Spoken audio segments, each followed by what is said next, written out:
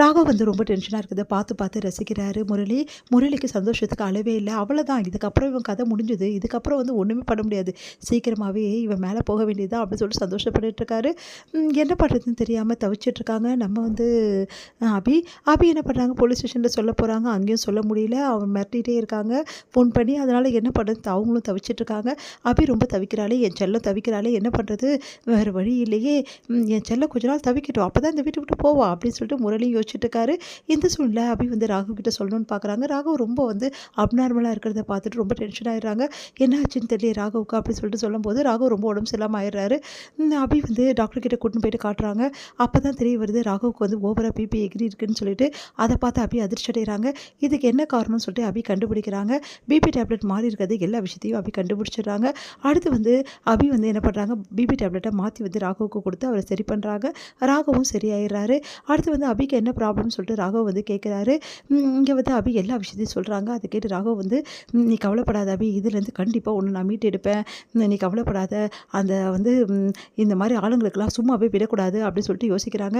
இங்கே பாரு, உன் கூட நான் துணையாக இருக்கேன்னு சொல்லிட்டு அபிக்கு தோழமை கொடுக்குறாரு நம்ம ராகவ். அடுத்து வந்து 2 பேருமே வந்து சேர்ந்து ஒரு திட்டம் போடுறாங்க. இங்கே பாரு, நீ வந்து வீட்டை விட்டு போகிற மாதிரி போயிடு, ஏன்னா நம்ம வீட்டில் இருக்கவங்க யாரும் ஹெல்ப் பண்ண கூட வாய்ப்பு இருக்குது, இல்லை அவன் நம்ம வீட்டை வந்து நோட்டம் பண்ணிகிட்டு இருக்கான், அதனால் கண்டிப்பாக வந்து அவனுக்கு தெரிஞ்சிடும் நம்ம வீட்டை விட்டு போனால், அதனால் நீ வீட்டை விட்டு போகிற மாதிரி போயிடு, நானும் உன்னை அனுப்புகிற மாதிரி அனுப்பிச்சிடுறேன், அதுக்கப்புறமா தான் இருக்குது கதையே அப்படின்னோடனே, என்னங்க திடீர்னு வீட்டை விட்டு போக சொல்கிறீங்க, எல்லாம் என்ன நினைப்பாங்க, அதெல்லாம் அப்புறம் பார்த்துக்கலாம், நான் சமாளிச்சுக்கிறேன், நீ வீட்டை விட்டு போ அப்படின்னோடனே, சரிங்க நீங்கள் சொல்கிற மாதிரி நான் வீட்டை விட்டு போகிறேன் அப்படின்னு சொல்லிட்டு அபி வந்து முடிவு பண்ணுறாங்க. இங்கே வந்து அபி வந்து கிளம்புறாங்க.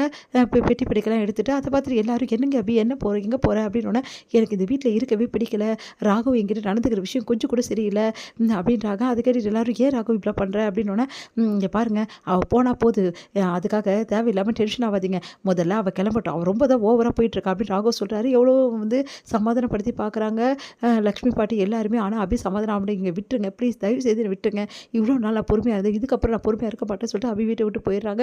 எல்லாரும் இங்கே வந்து மனசு கஷ்டப்படுறாங்க. இதை பார்த்த முரளி, ஐயோ அபி செல்லம் கரெக்டான முடிவு எடுத்தியே, சூப்பர்மா, இதுக்கப்புறம் எந்த பிரச்சனையும் இல்லை, அப்பா அபி வீட்டை விட்டு போயிட்டா, அதுவும் அவளே போயிட்டா, அதனால் இங்கே இருக்கிறவங்க பேச்சு கேட்காம போயிட்டா, அதனால் இங்கே இருக்கிறவங்க அவன் மேலே கோவமாக இருக்காங்க, அதனால் கண்டிப்பாக இதுக்கப்புறம் திரும்பி வரமாட்டான்னு சொல்லி சந்தோஷப்பட்டுட்டு இருக்காரு. இங்கே வந்து அபி ஃபோன் பண்ணுறாங்க ராகவுக்கு. ராகவ் வந்து மீட் பண்ணுறாரு. என்னாச்சு அபி அப்படின்னா, எனக்கு ரொம்ப கஷ்டமாக இருக்குங்க, வீட்டில் எல்லாரும் வந்து என்ன நினைப்பாங்க, பாட்டி பேச்சை கூட கேட்காம நான் வந்துட்டேங்க, அஞ்சலி அக்கா பாவம் அழுதுகிட்டே இருந்தாங்க, எனக்கு கஷ்டமாக இருக்குங்க, அதெல்லாம் கொஞ்ச நேரம் தானே அபி, அதுக்கப்புறம் அவனை பிடிச்சிட்டோன்னு இந்த பிரச்சனையே கிடையாது, சரிங்க இதுக்கப்புறம் என்ன பண்ணணும், அவனே உனக்கு ஃபோன் பண்ணுவான், நீ கவலைப்படாதுன்னு கரெக்டாக ஃபோன் வருது, அவன் ஃபோனை நான் ட்ரேஸ் பண்ணுறேன் அப்படின்றாங்க. அதே மாதிரி ட்ரேஸ் பண்ணுறாங்க. பரவாயில்லையா அபி, கரெக்டாக வந்து வீட்டை விட்டு கிளம்பிட்டீங்களே, சரி இதுக்கப்புறம் நான் எந்த பிரச்சனையும் பண்ண மாட்டேன், நீங்கள் வீட்டை விட்டு வந்ததால் நம்மளால இதுக்கப்புறம் போக மாட்டீங்களே, நான் போக மாட்டேன் போதுமா, சரி அந்த வீடியோலாம் என்ன ஆச்சு, அதை நான் டெலீட் பண்ணிடுறேன், நீ டெலீட் பண்ண விஷயம் எனக்கு எப்படி தெரியும், மறுபடியும் நீ மிரட்டினா என்ன பண்ணுறது, சரி ஓகே இப்போ என்ன பிரச்சனை உங்களுக்கு, அந்த வீடியோஸ்லாம் உங்ககிட்ட கொடுக்கணும் அவ்வளோதானே, அது எல்லாத்தையும் தயவு செய்து என்கிட்ட கொடுத்துரு, சரி ஓகே நான் சொல்கிற இடத்துக்கு வாங்க, நான் வீடியோஸ் கொடுக்குறேன் அப்படின்றாரு.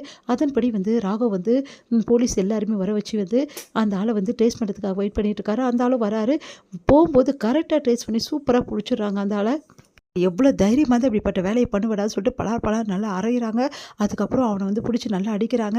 உண்மையை சொல்லி, யார் உன்னை இப்படிலாம் வந்து தூண்டி விட்டது, யார் உன்னை செய்ய சொன்னதுன்னு என்ன சொல்கிறதுன்னு தெரியாமல், இல்லைங்க எனக்கு ஒரு ஃபோன் கால் வந்துச்சு, அவங்க தான் எனக்கு காசு அமுச்சு விட்டாங்க, அவங்க தாங்க இதெல்லாம் பண்ணது அப்படின்னு சொல்லிட்டு அவர் சொல்கிறாரு. அதை கேட்டு ராகவ் அதிர்ச்சி அடைகிறாரு. ஒரு ஃபோன் காலுக்காக இவ்வளோ பண்ணுறியா, ஆமாங்க பணம் எனக்கு வேணும்ல, அதனால தான் அப்படி பணத்துக்காக நான் என்ன வேணாலும் செய்வேன், அதனால தான் இப்படிலாம் பண்ணிட்டேன் அப்படின்னோடனே, அடப்பாவி என்னவோ ராகவோட எதிரிங்க தான் இப்படி பண்ணியிருக்காங்க, கண்டிப்பாக அவங்க தான் இதெல்லாம் செஞ்சுருக்கணும், யாருன்னே தெரியலையே, சரி அந்த ஃபோன் கால் யார் பண்ணது ஏது பண்ணது எல்லாத்தையும் கொடுன்னு சொல்லிட்டு போலீஸ் எல்லாத்தையும் வாங்குறாங்க. சீக்கிரமாக இவங்கிட்ட உண்மையெல்லாம் வர வச்சு எப்படியாவது அந்த ஆளை நாங்கள் பிடிக்கிறோம் ராகவ், நீங்கள் கவலைப்படாமல் போங்க, இந்த மாதிரி ஆளுங்களெல்லாம் சும்மா விடக்கூடாதுன்னு அபி வந்து நிம்மதி அடைகிறாங்க. அதுக்கப்புறம் அவங்க எல்லாரும் போனோன்னா அபி ஓடி வந்து கட்டி பிடிச்சிக்கிறாங்க ராகவை. ரொம்ப தேங்க்ஸுங்க அப்படின்றாங்க. உடனே வந்து சரி தேங்க்ஸ் எல்லாம் வேணாம், ஒரே ஒரு வார்த்தை மட்டும் சொல்லுவியா அபி அப்படின்னு, என்ன சொல்லணும், நீ முதல்ல எனக்கு பட்டப்பேர் வச்சு கூப்பிடுவல்ல, அப்படி ஒரே ஒரு வார்த்தை மட்டும் எனக்கு கூப்பிடேன் ப்ளீஸ் அபி, எனக்கு ரொம்ப ஆசையாக இருக்குது அப்படின்னோடனே உடனே பார்க்குறாங்க. பார்த்துட்டு வந்து சரி ஓகே இப்போ நீங்கள் எனக்கு உதவி பண்ணியிருக்கீங்க அதனால் கூப்பிட்றேன், சரி கூப்பிடவா அப்படின்னு, கூப்பிடு அப்படின்னு சொல்லிட்டு அப்படியே கேட்டுட்ருக்காரு. தேங்க்ஸ் ராக்கி பாய் அப்படின்னு கத்துறாங்க. சிரிக்கிறார் ராகவ். இது எல்லாத்தையுமே கேள்விப்பட்டு முரளி செம்ம டென்ஷன் ஆயிடுறாரு. சார் போட்ட பிளானில் வேஸ்ட் ஆயிடுச்சுன்னு சொல்லிட்டு செம்ம கடுப்பாகிறாரு.